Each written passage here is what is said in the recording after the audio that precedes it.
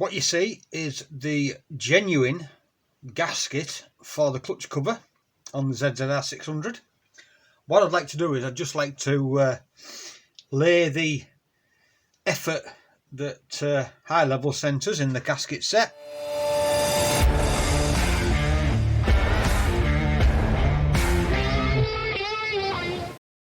Over the top, so you can see just how bad these gaskets are. As you can see there, that's where one of the dowel holes is, and that's where one of the dowel holes is. So what we'll do, just for direct comparison, is I'll line them holes up there and put a bit of sticky on.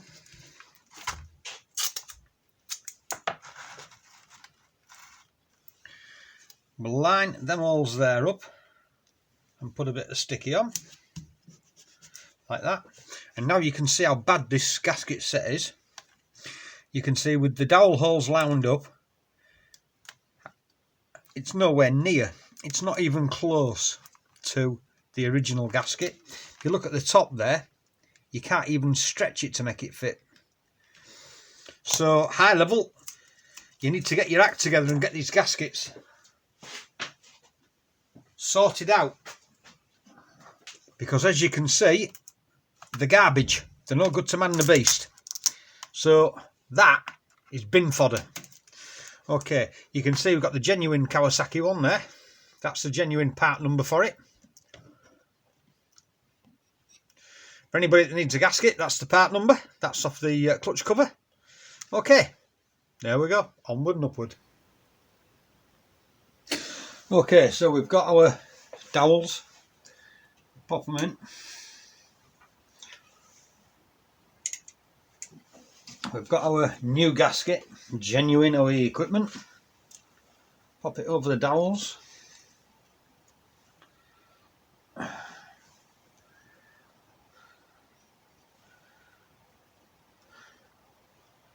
you can just see instantly that it's a much better fit.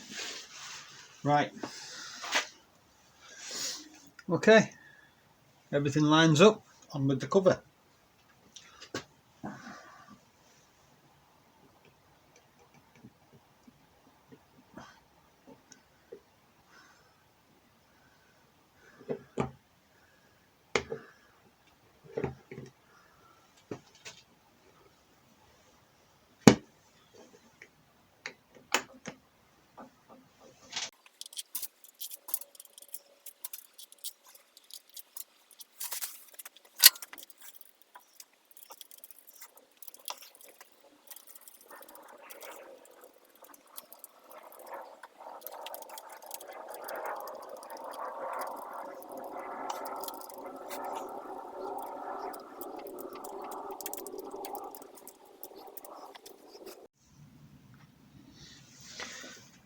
Okay, the torque setting for these is 12 Newton meters.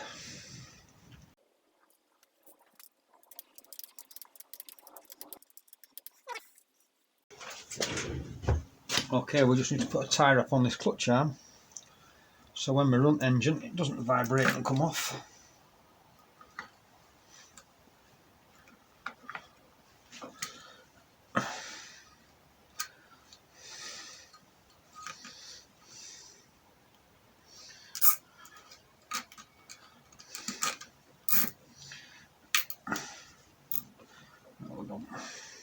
That firm, and that's it. Okay.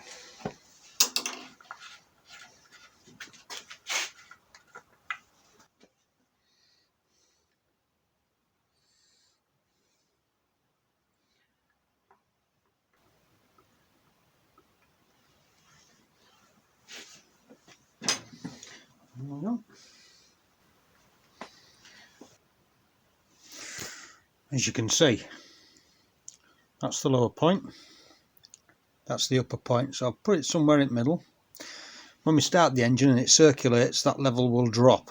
I've no doubt about that, as all the galleries fill up properly and all the little orifices fill up. So we'll probably, after the first run, have to top the oil up anyway. But at least we know that it's got plenty of oil in it for its first run. And there we go. Okay, so our next big job is get that exhaust on. So first things first, we need to undo those two bolts. The two bolts that held the angle iron on. Need to take those out. It's mad. So, our two mounting points for the rear. You can see how good the underneath of that engine's looking. It's looking pretty smart. Even though I say so myself. Right, next task.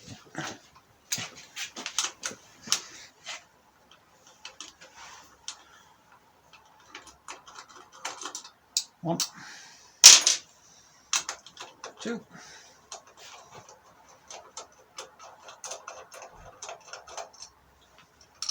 Like so.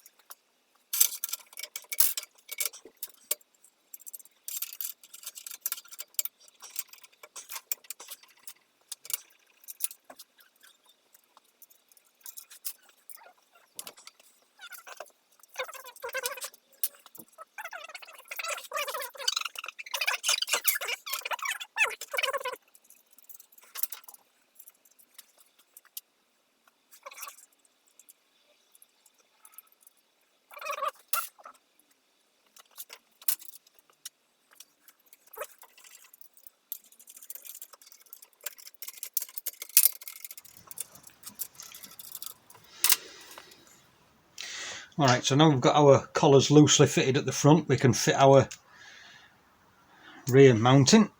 We have two washers. Give you a quick look at what they're like. There you go, top hat washers. Put them in top of them rubber grommets like that.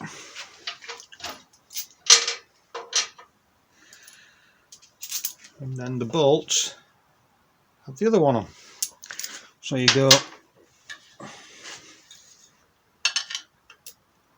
all the way through that.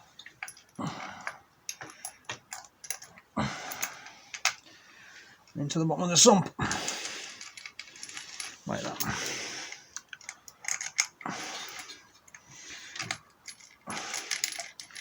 So what we need to do now is just whip those up.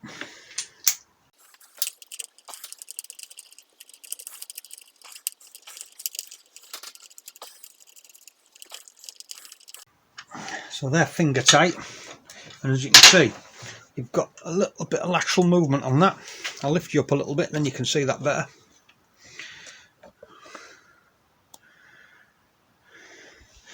Got a little bit of lateral movement on that. Not a lot, but enough so when you tighten the front up, that moves into position. Right, so we'll do that now. We'll tighten the front up.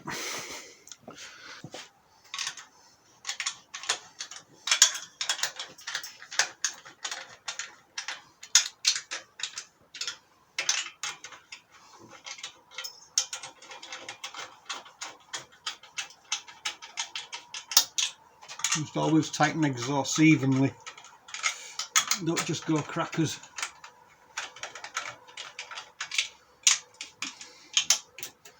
Don't just go crackers with a tightening spanner and tighten all the lot up. These have to be tightened up evenly.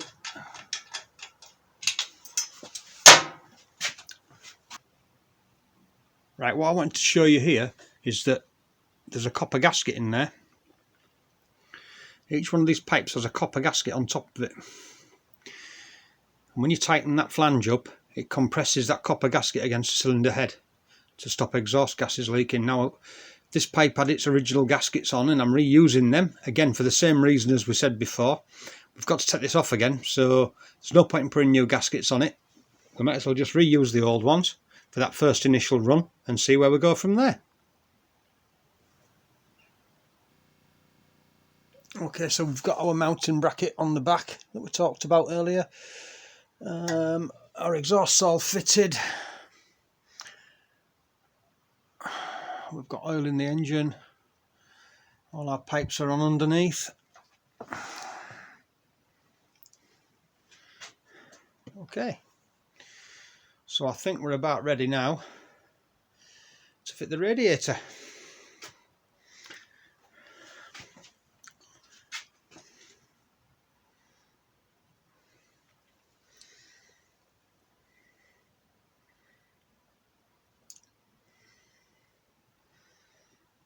Okay, in a bit. Right, so we've put the radiator mounting brackets on. So the next job is the radiator. Now the radiator mounting brackets aren't tight yet, but they will be in a minute. I'll tighten them up.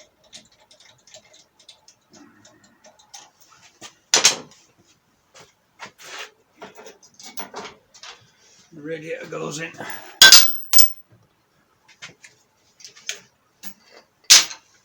The radiator goes in that top hole there on the oil cooler mounting.